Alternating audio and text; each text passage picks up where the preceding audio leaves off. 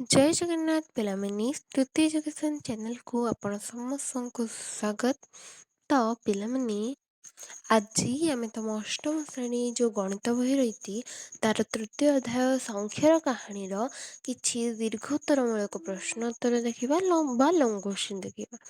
ତ ମୁଁ ଭୋଟ ଦେଇଥିଲି ଯେଉଁଟାକି ଦୀର୍ଘ ଉତ୍ତରମୂଳକ ସମସ୍ତେ ଚାହିଁଥିଲ। ତ ପ୍ରଥମେ ମୁଁ କ'ଣ କରିବି ଏବେ ଭାବିବନି ଯେ ଯେଉଁମାନେ ସର୍ଟ କୋଶ୍ଚିନ୍ ଚାହୁଁଛ ସେଇଟା ମୁଁ ଆଣିବିନି। ସବୁ ବିଷୟରେ ପ୍ରଥମେ ଲଙ୍ଗ କୋଶ୍ଚିନ୍ ହେଇଯାଉ ଦେନ୍ ମୁଁ ସର୍ଟ କୋଶ୍ଚିନ୍ ଆଣିବି। ଓକେ। ପରୀକ୍ଷା ବହୁତ ହିଁ ପାଖେଇ ଆସିଲାଣି। ବହୁତ ଜଣଙ୍କର ହାଫ୍ ଇୟର୍ଲି ସେପ୍ଟେମ୍ବରରେ ଅଛି ଆଉ ବହୁତ ଜଣଙ୍କର କ'ଣ ସେକେଣ୍ଡ ୟୁନିଟ୍ ଟେଷ୍ଟ ଅଛି ଅଗଷ୍ଟରେ। ତ ଆମେ ଡେରି କରିବାନି, ଭିଡ଼ିଓକୁ ଜଲ୍ଦିରୁ ଜଲ୍ଦି ଷ୍ଟାର୍ଟ କରିବା ଯାହାଫଳରେ କି ତୁମମାନଙ୍କୁ ଖତମ ହେବ। ଆଉ ଏଇଠି ଏମିତି ପ୍ରକାର କୋଶ୍ଚିନ୍ ଅଛି ଯେଉଁ ପ୍ରକାର ତୁମେ ଭାବିନଥିବ। ମୁଁ ନିଜେ ଏଇ କୋଶ୍ଚିନ୍ ଗୁଡ଼ିକୁ ଦେଖିଛି। ତ ପ୍ରଥମ ପ୍ରଶ୍ନ 58,032 ସଂଖ୍ୟାକୁ ମେସୋପଟାମିଆ ସଂଖ୍ୟା ପଦ୍ଧତିରେ ଅନୁସୃତ ଚିତ୍ରିତ ସଂକେତ ଦ୍ୱାରା ପ୍ରକାଶ କର। ଆଚ୍ଛା, ସବୁ ତ ବୁଝି ଆସିଲା। ଏ ଅନୁସୃତ ଚିତ୍ରିତ ସଂକେତ କହିଲେ କ'ଣ? ଏହାର ଅର୍ଥ ଏଇଟା ଯେ ଚିତ୍ର କରିକି ଦର୍ଶାଇବ ଏବଂ ତାର ସଂକେତ ମଧ୍ୟ ଲେଖିବ। ତୁମମାନେ ଉତ୍ତର ମାଳାରେ ଦେଖିବ। ତ ଏଇଟା ହେଉଛି ପ୍ରଥମ ପ୍ରଶ୍ନର ଉତ୍ତର 5,832। ତ କିପରି ଭାବରେ କରିବ? ପ୍ରଥମେ ତ ଯେହେତୁ ଆମେ ସ୍ଥାନୀୟ ମାନ କରିବା ନା, ତ କେମିତି କରିବା? 1 ଗୁଣନ 36। ତ ବଡ଼ଠାରୁ ଯେତିକି କ୍ରମରେ ହେଇ ଆସିବ ଆମେ କରିବା।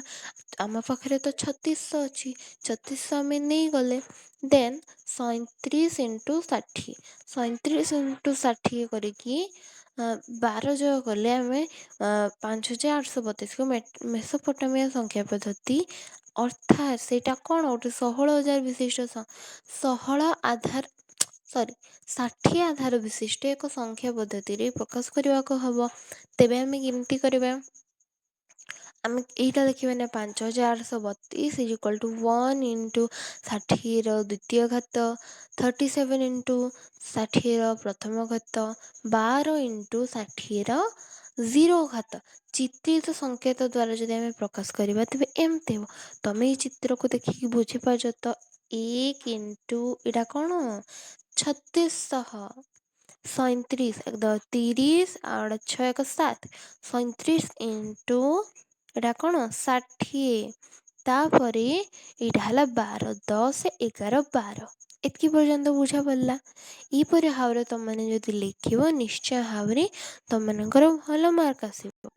ନେକ୍ସଟ 2 ନମ୍ବର MCCXLIX ଏବଂ XXIXର ଯୋଗଫଳକୁ ମିଶରୀୟ ସଂଖ୍ୟା ପଦ୍ଧତିରେ ପ୍ରକାଶ କର। ଏବେ ତୁମମାନେ ଭାବିବ କେତେ ଟ୍ରିକି କ୍ୱେଶ୍ଚିନ୍ ଅଛି। ମାନେ ୟାଠୁ ପ୍ରଥମେ ଯୋଗ କରିବ, ତାକୁ ପୁଣି ମିଶରୀୟ ସଂଖ୍ୟା ପଦ୍ଧତିରେ ପ୍ରକାଶ କରିବ। ତ ଆମେ ଦେଖିବା ଯେ କିପରି ଭାବରେ ସହଜରେ ହେଇପାରିବ। ତ ପ୍ରଥମେ କେଉଁ କାମ ଦିଆଯାଇଛି? ଯୋଗ କରିବା କାମ। କାହାକୁ କାହାକୁ? MCCXLIX plus XXIS। ତ ତୁମେ ଯଦି ଏଇଠି ଖାଲି ଆନ୍ସର୍ ଦେଖିବ ସେଇଟା ହେବନି। ଯଦି ତୁମେ ଏଇ ଭିଡ଼ିଓଟା ଦେଖୁଛ ପ୍ଲିଜ୍ ଗୋଟେ କପି ଆଉ ଗୋଟେ ପେନ୍ ନିଅ, ଆଉ ଯେତିକି ବି ପ୍ରଶ୍ନ ଆଉ ଉତ୍ତରଟା ଦିଆଯାଉଛି ତାକୁ ଲେଖ ଆଉ ନିଜେ ସଲ୍ଭ କରିବାକୁ ଚେଷ୍ଟା କର। ତ ମୁଁ ଏଠି ଗୋଟେ ସଲ୍ଭ କରିଦେଉଛି। ତ ଏମ୍ କହିଲେ 1000, ସି କହିଲେ କେତେ 200, XL କହିଲେ କେତେ 40, 40 ତ ହଁ 40 ଆଉ IX କହିଲେ 9 ପ୍ଲସ୍ XX ଯୋଡ଼ା 20 ଆଉ IX 29। ଯେତେବେଳେ ବି ଏ ପ୍ରକାର ପ୍ରଶ୍ନ ପଡ଼ିବ ତମମାନେ କ'ଣ କରିବ? ହିନ୍ଦୁ ସଂଖ୍ୟା ପ୍ରଣାଳୀ ଅର୍ଥାତ୍ ଆମ ସଂଖ୍ୟା ପ୍ରଣାଳୀରେ ପ୍ରଥମେ ପ୍ରକାଶ କରିଦେବ। ଓକେ।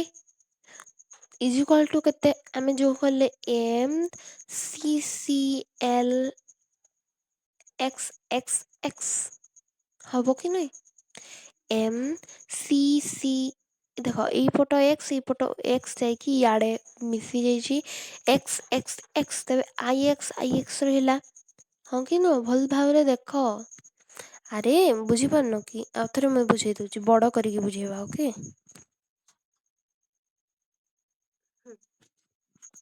ଦେଖ ଯେତେବେଳେ ଏଇଟା ଯୋଉ କଲା କୋଉଟା କୋଉଟା ମିଶେଇକି ଗଲା ଦେଖ।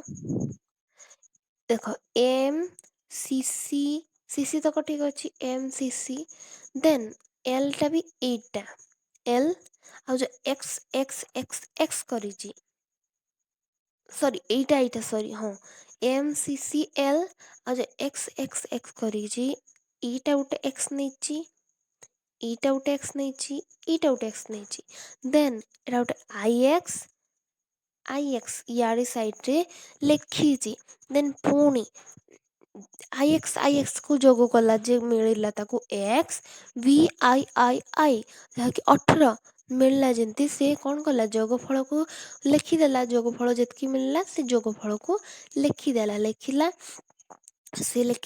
1000 ଯୋଗ 200 ଯୋଗ 50 ଯୋଗ 40 ଯୋଗ 8 ଯାହାକି ହଉଛି 1200 କେତେ 98। ଦେଖ ମୁଁ ଯୋଉଟା କହୁଥିଲି 9 ଯୋଗ କଲେ 18 ଏଠି ସାଇଡରେ ଲେଖିଛି ମଧ୍ୟ ତ ଏତିକିରେ ତ ଆମର ସରିନି ଏବେ ଆମେ କଣ କରିବା ନା ଏହାକୁ ହଁ ମିଶରୀୟ ସଂଖ୍ୟା ପ୍ରଣାଳୀ ପ୍ରକାଶ କରିବା ତ ମିଶରୀୟ ସଂଖ୍ୟା ପ୍ରଣାଳୀ 1000 ଯୋଗ 2 100 ଯୋଗ 9 10 ଯୋଗ 8 ତ 1000 ର ଗୋଟେ ସଂକେତ 2 ଗୁଣନ 100 ଯେ ଦୁଇଟା 100 ସଂକେତ 9 ଗୁଣନ 8 1 2 3 4 5 6 7 8 9 9ଟି ସଂକେତ ଦେନ୍ 8 1 2 3 4 5 6 7 8 ତ ଏଇଟା ହବ ଉତ୍ତର ତମାନେ ଏଇଟା ନିଶ୍ଚୟ ଭାବରେ ମାନେ ଏହିପରି ଭାବରେ ଯେତେବେଳେ ଆମେ ନୂଆ ନୂଆ ପ୍ରଶ୍ନ ଟ୍ରାଏ କରୁ ଆଟେମ୍ପ୍ଟ କରିବା ପାଇଁ ସେଇତିକି ବେଳେନି ଆମେ ଜାଣିପାରୁ ଯେ କେତେ କଷ୍ଟଲି ଆସିପାରେ କଣ ପାଇଁ ନା ଏଥର ନୂଆ ବହି ଦେଖ 2ଟି ପ୍ରଶ୍ନରେ 7 ମିନିଟ୍ କଟି ସାରିଗଲାଣି। ନେକ୍ସଟ ନମ୍ବର 3 ଏଇଟା ଯୋଉ ଦିଆଯାଇଛି ଯାହାବି ହଉ ଏଇଟା ମାୟା ସଂଖ୍ୟା ପଦ୍ଧତିରେ ଥିବା ଚିତ୍ର ସଂକେତକୁ 20 ଆଧାର ବିଶିଷ୍ଟ ସଂଖ୍ୟାରେ ପ୍ରକାଶ କର ତତ୍ପରେ ଏହାକୁ ମିଶରୀୟ ସଂଖ୍ୟା ପଦ୍ଧତିରେ ପ୍ରକାଶ କରିବ ହେଲା ତ ଏଇଟା ସାଧାରଣତଃ ମାୟା ସଂଖ୍ୟା ପ୍ରଣାଳୀରେ କେତେ ହେଇପାରେ ତ ଆମେ ଦେଖିପାରିବା ଦେଖ ଏଇ ଯୋଉ ଏଇଟା ରହିଛି ଏଇଟା କଣ ଦତ୍ତ ଚିତ୍ରିତ ସଂକେତ ମାୟା ସଂଖ୍ୟା ପ୍ରଣାଳୀ ଅନ୍ତର୍ଭୁକ୍ତ ଅଟେ ଯାହାକି ଗୋଟେ 20 ଆଧାର ବିଶିଷ୍ଟ ସଂଖ୍ୟା ପ୍ରଣାଳୀ ଅଟେ ଏଇଟା କଣ ସର୍ବୋଚ୍ଚ ସ୍ଥାନ କାହାର ଥାଏ 72 ସହର ତ କେତେଟା ବିନ୍ଦୁ 3ଟି ବିନ୍ଦୁ ଅର୍ଥାତ 3 ତାପରେ ଏଇଟା କେତେ ଗୋଟେ 11ଟା କାହାକୁ ସୂଚାଏ 5 କୁ 5 10 15 2 17 ତ 17 × 360 ତାପରେ 8 × 20 ତ 8 କାହାକୁ ବୁଝେଇଲା ଏଇଟା ତ 1 ଆଉ 2ଟା ଅଛି 10 ହେଇଥାନ୍ତା କିମ୍ବା 12 ତ ଯେହେତୁ ଟିକେ ଆମର ମିସଅଣ୍ଡରଷ୍ଟାଣ୍ଡିଙ୍ଗ ହେଇଛି ଲାଗୁଛି ମୋତେ ଯାହାକୁ ବିନା ବହିରେ ବି ସଲ୍ଭ କରାଯାଇପାରିବ ମୁଁ କହୁଛି ବୁଝା ପଡ଼ୁଛି ତ 3 × 72 ଠିକ୍ ଅଛି 17 × 360 ବି ଏ ପର୍ଯ୍ୟନ୍ତ ଠିକ୍ ତାପରେ 8 × 20 ନ ଲେଖିକି 12 × 20 ଲେଖିଲେ ମୋତେ ଠିକ୍ ଲାଗନ୍ତା ସେଠି ଆମେ ଲେଖିବା 12 ତ 12 × 20 କହିଲେ 240 ଏଇପରି ପ୍ରଶ୍ନ ତମେ ଘରେ କରୁଥିବ ଓକେ 240 ତାପରେ ଏଇଟା ଶୂନ ଗୁଣନ କଣ ପାଇଁ ଦେଲା ଏଇଟା ଗୋଟେ ସାମକା ଚିହ୍ନ ଯାହାକି ଶୂନକୁ ସୂଚଉଛି 240ଟା ମନେ ରଖିବ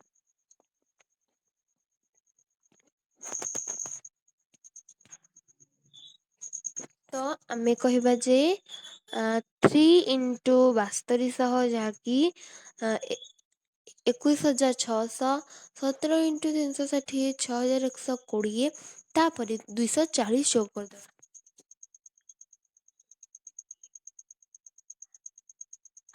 ତ ଆମର କେତେ ଥିଲା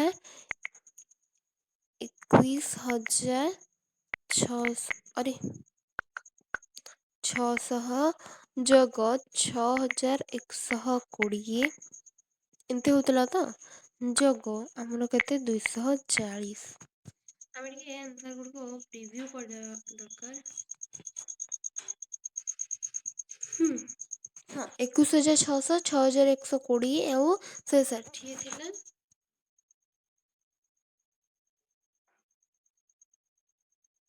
ଦେଖ 27,000 କେତେ 960। ଆମେ ଲେଖିବା ଏବେ ଓକେ। 27,000 ତ ଗୋଟେ ପ୍ରଶ୍ନ ତ କମ୍ପ୍ଲିଟ। ଏହାକୁ ଏବେ ଆମେ ମିଶରୀୟ ସଂଖ୍ୟା ପ୍ରଣାଳୀରେ ପ୍ରକାଶ କରିବାକୁ ହବ। ତ ଆମେ ବହିକୁ ନ ଦେଖିକି ଆମର ଯୋଉଟା ସଠିକ ଉତ୍ତର ପାଇଛେ ତାକୁ ହିଁ କରିବା। ଓକେ। ତ ଏଇପରି ଯେହେତୁ 20,000 ଅଛି 10,000 ପାଇଁ ଏମିତି ଚିହ୍ନଟେ ଟିକେ ହଉନି। ଏଇପରି ଭାବରେ ଗୋଟେ ଚିହ୍ନ ଅଛି। ଦେନ୍ 7,000 ପାଇଁ ଆମେ ଏଇପରି ଚିହ୍ନ ବ୍ୟବହାର କରିବା। ସରି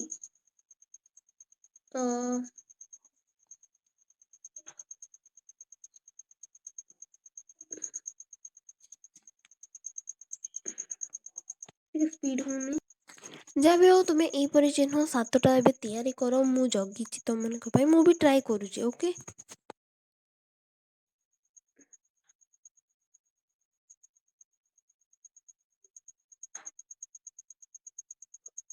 ସ୍କ୍ରିନରେ ଆଡଜଷ୍ଟ ହଉନି ସେଇଥିପାଇଁ ମୁଁ କରୁଥିଲି। ତ 1 2 3 4 5 ଆଉ ଗୋଟେ ତ କରିସାରିଲା ପରେ ପୁଣି ଏଇଟା ପରେ ଆହୁରି ଅଛି ଓକେ। ଏତିକି ଲେଖି ସାରିଲ 7ଟା ଚିହ୍ନ କରିସାରିଲ। ଦେନ୍ 960 କରିବା ପାଇଁ ଆମକୁ କଣ କରିବାକୁ ହବ? 1 2 3 4 5 6 7 8 9 ମାନେ 1 2 3 4 5 6 7 8 9 9ଟି ଆମେ ଏଇପରି ଚିହ୍ନ ଦେବା 900 ପାଇଁ। ତାପରେ 60 ପାଇଁ ଆମେ n ଚିହ୍ନ ଦେବା। 1 2 3 4 5 6 7। ତ ଏଇତିକିରେ ଆମର ଉତ୍ତର ମିଳିଗଲା। ତମେ କେବେ ବି ବହିଟା ସବୁବେଳେ ଠିକ୍ ବୋଲି ଭାବିବା ଉଚିତ ନୁହଁ। ମୁଁ ବି ଚେକ୍ କରେ। ଓକେ। ତ ଦେଖିବ ନିଜେ ଯେତେବେଳେ ଆନ୍ସର ବାହାର କରିବ ତୁମମାନଙ୍କୁ ନିଜେ ହିଁ ବହୁତ ହିଁ ଖୁସି ଲାଗିବ ଓକେ। ହଁ ତ 4 ନମ୍ବର ପ୍ରଶ୍ନ। ଏଇ 100 ଆଉ 10କୁ ଗୁଣନ କରିକି ଗୁଣନ 10ର ସରଳୀକୃତ ମାନ ସ୍ଥିର କରିକି ଆଧୁନିକ ସଂଖ୍ୟା ପଦ୍ଧତିରେ ଆମକୁ ପ୍ରକାଶ କରିବାର ଅଛି। ଏଠି ଉତ୍ତର ଦେଖିପାରିବା ଯେ ଯେତେବେଳେ ଆମେ ଏହାକୁ କଣ ଏଇଟାକୁ ଏଇଟା ସହିତ ଗୁଣନ କରିବା ତେବେ କଣ ହବ ଏଇଟା ହେଲା। ଏତିକି ବୁଝା ପଡିଲା। ଯୋଗ n ଆଉ ପୁରା n ଯାହାକି ଆମେ ବଣ୍ଟନ ନିୟମ ଦ୍ଵାରା କରୁଛେ ହେଲା।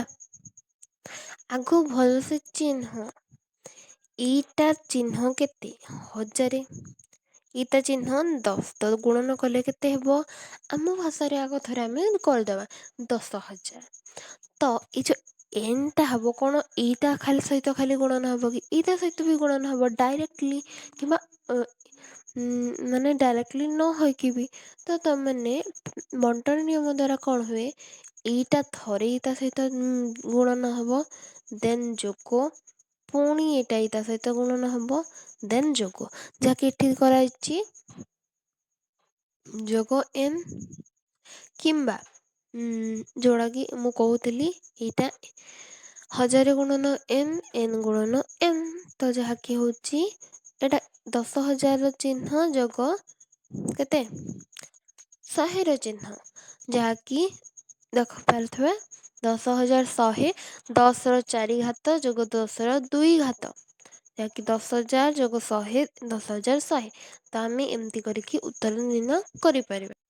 ନେକ୍ସଟ 5 ନମ୍ବର 5 ଆଧାର ବିଶିଷ୍ଟ ସଂଖ୍ୟା ପଦ୍ଧତିରେ ଚିତ୍ର ସଂକେତ ମାଧ୍ୟମରେ ପ୍ରକାଶିତ ଦତ୍ତ ଦୁଇଟି ଚିତ୍ର ମାନେ ଦୁଇଟି ଚିତ୍ର ଯୋଉ ଅଛି ତାର ସଂଖ୍ୟାର ସମଷ୍ଟି ସ୍ଥିର କରିକି ଏହାକୁ ଆଧୁନିକ ପ୍ରଣାଳୀରେ ପ୍ରକାଶ କର। ଚିତ୍ର ସଂକେତ ମାଧ୍ୟମରେ ପ୍ରକାଶିତ ଦୁଇଟି ସଂଖ୍ୟା ହେଲା ଏଇଟା ଆଉ ଏଇଟା ହେଲା। ଦେଖ ପ୍ରଥମେ ଚିତ୍ରକୁ ଭଲ ଭାବରେ ତ ଯେତେବେଳେ ମାନେ ସେଠି ଦିଆଗଲା ଯେ ତମମାନେ ଆଧୁନିକ ସଂଖ୍ୟା ପ୍ରଣାଳୀରେ ପ୍ରକାଶ କର, ତମମାନେ ଭାବିଥିବ ଯେ ପ୍ରଥମେ ଏହାକୁ ସଂଖ୍ୟାରେ ପ୍ରକାଶ କର, ପୁଣି ଆଧୁନିକ ସଂଖ୍ୟା ପ୍ରଣାଳୀ କେଉଁଟା ଅଛି ମୁଁ ତ ଜାଣିନି, ସେଇଟାରେ ପ୍ରକାଶ କର, କେତେ ବୋରିଂ। ବଟ୍ ନୁହଁ, ସେଇ ଜାଗାରେ ଆମର ଟ୍ରିକ୍ ଇସ୍ତେମାଲ କରିପାରିବ, ଯେଉଁଟାକି ହେଉଛି ଆଧୁନିକ ସଂଖ୍ୟା ପ୍ରଣାଳୀ ହିଁ ଆମେ ବ୍ୟବହାର କରୁଛେ। ହିନ୍ଦୁ ସଂଖ୍ୟା ପ୍ରଣାଳୀ ହିଁ ଆଧୁନିକ ସଂଖ୍ୟା ପ୍ରଣାଳୀ, ତ ଆଉ ଥରେ ଆମେ ଆଧୁନିକ ସଂଖ୍ୟା ପ୍ରଣାଳୀରେ ପ୍ରକାଶ କରିବାକୁ ପଡ଼ିବ ନାହିଁ। ଓକେ, ତ ଆମେ ସାଧାରଣତଃ ଦେଖିବା, ଏଇଟାକୁ ଆମେ ଭଲ ଭାବରେ ପ୍ରଥମେ ଚିହ୍ନ। ଏକ, ଏଇଟା କେତେ? 5, ଏଇଟା ଷଡ଼ଭୁଜର 25।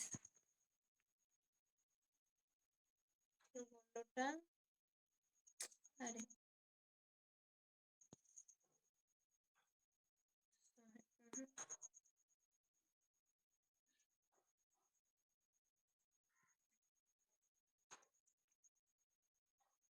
ଏଇଟା ହେଲା 1, ସେଇଟା ହେଲା 5, 25, 125। ଓକେ, ତ ଯେତେବେଳେ ଦୁଇଟି କିମ୍ବା ତମାନେ ଯଦି ଏମିତି କରିବାକୁ ଚାହୁଁନାହଁ, ଯେତିକିଟା ଗୋଲ ଅଛି ପ୍ରଥମେ କ'ଣ 1 1 2 3 4, ତ ଏଠି ଆମେ ଲେଖିଦେବା 1 2 3 4। ଷଡ଼ଭୁଜ 1 2, ଏଠି 1 1 2 3, ଏଠି ଚତୁର୍ଭୁଜ 1, ଏଠି 2 1 2 3 1 2 1 2 1 2 3 4, ଏପରି ଭାବରେ ବିନା ଗଣିକି ବା ବିନା ମୂଲ୍ୟ କରିକି ମଧ୍ୟ କରିପାରିବା। ବଟ୍ ଯେହେତୁ ଏଇଟା ଲଙ୍ଗ୍ କୋଶ୍ଚିନ୍ ଦିଆଯାଇଛି, ଆମେ କରିବା 4 ଇଣ୍ଟୁ କେତେଟା ଅଛି 5ର ଦ୍ୱିତୀୟ ଘାତ 4ଟା, 3 ଇଣ୍ଟୁ 5 ଦ୍ୱିତୀୟ ଘାତ, 3 ଇଣ୍ଟୁ 5ର ପ୍ରଥମ ଘାତ, 4 ଇଣ୍ଟୁ 1, ତ 500 ଯୋଗ 75 ଯୋଗ 15 ଯୋଗ 4 = 594। ଅତ୍ୟଧିକ ଆମେ ଲେଖିପାରିବା ଯେ ଦତ୍ତଚିତ୍ର ସଂକେତ ମାଧ୍ୟମରେ ପ୍ରକାଶିତ ଦୁଇଟି ସଂଖ୍ୟାର ଯୋଗଫଳ ଆଧୁନିକ ପ୍ରଣାଳୀରେ 594 ହବ। ନେକ୍ସଟ ଆମେ ଦେଖିବା, ଏଇଟା ଯେଉଁ ଅଛି 100 200 300 400 500 520 22 522 ଏବଂ 10ର ଗୁଣଫଳକୁ ସ୍ଥିର କର। ଆମେ ଦେଖିବା, ତ ଆମେ ପ୍ରଥମେ କୋଶ୍ଚିନ୍କୁ ଲେଖିଦେଲେ, କୋଶ୍ଚିନ୍ ଲେଖି ସାରିଲା ପରେ ଆମେ ଡାଇରେକ୍ଟ ସମାଧାନ କରିବାନି, ଗୋଟେ ଗୋଟେ ଷ୍ଟେପ୍ କରିକି ସମାଧାନ କରିବା। ତ ଆମେ କେମିତି କରିବା, 500 ଯୋଗ ଏଇଟା କେତେ 500 ଯୋଗ 200 ଯୋଗ 500 ଯୋଗ 20 ଯୋଗ 2 ବୋଲିକି ଆମେ ଲେଖିଦେବା, ଇଣ୍ଟୁ n ବୋଲିକି ଆମେ ଲେଖି, ଦେନ୍ ଆମେ କ'ଣ ଲେଖିବା 500 ଗୁଣନ n, 20 ଗୁଣନ n, ପୁଣି କେତେ 2 ଗୁଣନ n, ଏହାକୁ ବଣ୍ଟନ ନିୟମ କୁହାଯାଏ। ତ ପ୍ରତି ମାନେ 100ରେ ଯେତେବେଳେ 10 ଗୁଣ ହେଲା କ'ଣ ହେବ, ସେ 1000 ହେବ, ତ 500ଟା ହେବ 5000। ପ୍ରତି 10ରେ ଯଦି 10 ଗୁଣନ ହେଲା ସେଇଟା କ'ଣ ହେବ 100 ହେବ, ତ ପ୍ରତି 10ଟା ହେବ 100 200। ଦେନ୍ ପ୍ରତି 1ରେ ଯଦି 10 ଗୁଣ ହେଲା 10, ତ 20। ମୋଟାମୋଟି ଭାବରେ ଲାଷ୍ଟରେ ଆମେ ଆନ୍ସର୍ଟି ଲେଖୁ, ଏପରି ଭାବରେ ଆମେ ଲେଖୁ n into n is equal to n plus n is equal to n is equal to nn plus nn is equal to ଏଇଟା। ଅର୍ଥାତ୍ ଏଇଟା ଉତ୍ତର ନୁହେଁ, ଏଇଟା ହେଉଛି nn ସହିତ n ମିଶିକି କିପରି ଭାବରେ ଏଇଟା ହେଲା ସେଇଟା ସେ ବତେଇ ଦେଇଛି, ଯଦି ତୁମେ ବୁଝିପାରିନ ବୁଝିବ ବୋଲି। ଓକେ, ଲାଷ୍ଟରେ ଏହାର ଉତ୍ତର ଲେଖିଛି, ଯାହାକି 1000 2000 3000 4000 5000 5220 ହେଲା। ତ ଅତ୍ୟକ ଦେଇକି ନିର୍ଣ୍ଣୟ ଗୁଣଫଳ ଲେଖିପାରିବା 5220 ବୋଲି। ନେକ୍ସଟ ପ୍ରଶ୍ନ ଆମେ ଦେଖିବା ଯେ ଯେହେତୁ ଏଇ ମେସୋପୋଟାମିଆ ବିଷୟରେ ବେଶୀ ପଢ଼ିଦେଲେ ନା, ଏବେ ଆମେ ଚୀନ ସଂଖ୍ୟା ପ୍ରଣାଳୀ ଆଗକୁ ଅଗ୍ରସର ହେବା। ଚୀନ ସଂଖ୍ୟା ପଦ୍ଧତିରେ 2 6 3 4 ସଂଖ୍ୟାକୁ ଜୋଙ୍ଗ ଏବଂ ହେଙ୍ଗ ମାଧ୍ୟମରେ ପ୍ରକାଶ କରିବାକୁ କହିଛି। ଆଉ ଏ ଜୋଙ୍ଗ ଏବଂ ହେଙ୍ଗଟା ବହୁତ ଜଣଙ୍କର ହିଁ ଡାଉଟ୍ ରହିଥାଏ, ଆଉ ଯେଉଁ ଡାଉଟ୍କୁ କ୍ଲିଅର କରିବା ମଧ୍ୟ ବହୁତ ଜରୁରୀ। ତ ଦେଖିବା, ଆମେ ଯେତିକି ବି ଡାଉଟ୍ ଅଛି କମେଣ୍ଟରେ ଜଣେଇଲେ ମୁଁ ସାଙ୍ଗେ ସାଙ୍ଗେ ତା'ର ରିପ୍ଲାଏ ଦେଇଦେବି, ତୁମମାନେ ଲେଖିପାରିବ।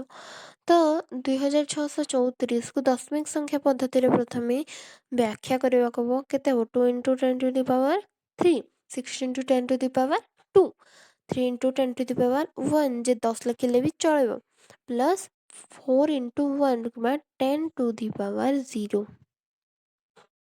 ଓକେ, ନେକ୍ସଟ ଆମେ 1000 ଆଉ 10, ତମେ ମନେ ରଖିଥିବ ସବୁବେଳେ ଏଇଟା ଅଲଗା, ସରି ମୁଁ ଆଉ ଥରେ ବୁଝେଇ ଦଉଛି ହେଲା, ଭଲ ଭାବରେ ବୁଝ। 1000 ଆଉ 10କୁ ହେଙ୍ଗ ମାଧ୍ୟମରେ ପ୍ରକାଶ କରାଯାଏ, କିନ୍ତୁ 100 ଆଉ ଏକକକୁ ଜୋଙ୍ଗ ମାଧ୍ୟମରେ ପ୍ରକାଶ କରାଯାଏ। ହେଙ୍ଗକୁ ଆନୁଭୂମିକ ଏବଂ ଜୋଙ୍ଗକୁ ଭୂଲମ୍ବ। ଆନୁଭୂମିକ କହିଲେ ଏମିତି, ଭୂଲମ୍ବ କହିଲେ ଏମିତି। ଆନୁଭୂମିକ ମାନେ ଯେମିତିକି ଆମେ କହୁଛୁ ହରିଜେଣ୍ଟାଲି ଆଣ୍ଡ ଯେଉଁ କ'ଣ ଭୂଲମ୍ବ ଭର୍ଟିକାଲି ରେଖାଖଣ୍ଡ ଦ୍ୱାରା ଦର୍ଶାଇ ପାରିବା ବୋଲି ଆମେ ଲେଖିବା। ଏଠି କ'ଣ ଲେଖିବା? 2 ହେଙ୍ଗସ୍ ପ୍ଲସ୍ 6 ଜୋଙ୍ଗ, 3 ହେଙ୍ଗସ୍ ପ୍ଲସ୍ 4 ଜୋଙ୍ଗ। ତ ଆମେ କେମିତି ଲେଖିବା? 2 ହେଙ୍ଗସ୍ ଏଇପରି, 6 ଜୋଙ୍ଗ। ଆମେ ଜାଣୁ 1 2 3 4 5, 5 ପରେ ଯେତେବେଳେ 6 ଆସେ 1 ଦେଇକି ଏମିତି କରିଦେଉ, ଟି ଲେଖିଦେଉ। ତାପରେ 3 ହେଙ୍ଗସ୍ ଏମିତି ତିନିଟା, ଦେନ୍ 4 ଜୋଙ୍ଗ ବି ସେଇପରି ଭାବରେ।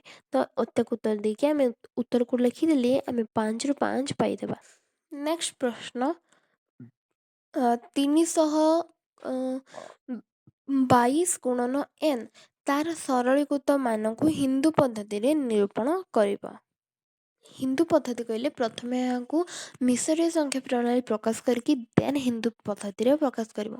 ତ 100 ଆମେ ଲେଖିଦେବା ସଂଖ୍ୟାଟିକୁ ଇଣ୍ଟୁ n ବୋଲିକି ଲେଖିଦେବା, ଦେନ୍ ସେଇଟା ସ୍ଥାନୀୟ ମାନ ଅନୁଯାୟୀ ଦେଇଦେବା 100 ଯୋଗ 20 ଯୋଗ 2 ଗୁଣନ n। ପ୍ରତ୍ୟେକକୁ ବଣ୍ଟନ ନିୟମ ଅନୁସାରେ ୟାକୁ ଅର୍ଥାৎ 300କୁ n ସହିତ, 20କୁ n ଏବଂ 2କୁ n ସହିତ ଗୁଣନ କରିବା। ଗୁଣନର ଯୋଗଫଳ ଗୁଣନଫଳ ନିର୍ଣ୍ଣୟ କରିବା, ଯାହାକି ଯେତେବେଳେ ଆମେ 300କୁ n ସହିତ ବା 10 ସହିତ ଗୁଣନ କରୁଛେ 3000 ମିଳିବ। ତାପରେ 20କୁ ଯେତେବେଳେ n ସହିତ ଗୁଣନ କରୁଛେ 200 ହିଁ ମିଳିବ। ଆଉ ଯେତେବେଳେ ଆମେ 2କୁ n ସହିତ ଗୁଣନ କରିବା 20 ମିଳିବ। ତ ଆମେ ଆନ୍ସରଟିକୁ ଭଲ ଭାବରେ ଦେଖ, ଏହା ହେଲା ଆନ୍ସର। ବଡ଼ କରିଦେଉଛି, ଛୋଟ କରିଦେଉଛି।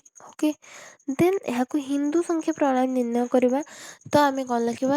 ସ୍ଥାନୀୟ ମାନେ ପ୍ରଥମେ ସଜାଇ ଦେବା 3 into 1000, 2 into 100 ଆଉ 2 into 10 ଇକ୍ୱାଲ୍ ଟୁ 3220। ଆଉ ଆନ୍ସର ଏହିପରି ଭାବରେ କରିକି ଲାଷ୍ଟ ଆନ୍ସର ଆମେ 3220 ବୋଲି ଲେଖିଦେବା। ଓକେ, ନେକ୍ସଟ ଏଇ ଯେଉଁ ସଂକେତଟା ଦିଆଯାଇଛି ଚୀନ ପଦ୍ଧତିରେ ଦତ୍ତ ଚିତ୍ରକୁ 5 ଭିତ୍ତିକ ସଂଖ୍ୟା ପଦ୍ଧତିରେ ଥିବା ସଂକେତ ଗୁଡ଼ିକ ଦ୍ୱାରା ପ୍ରକାଶ କର।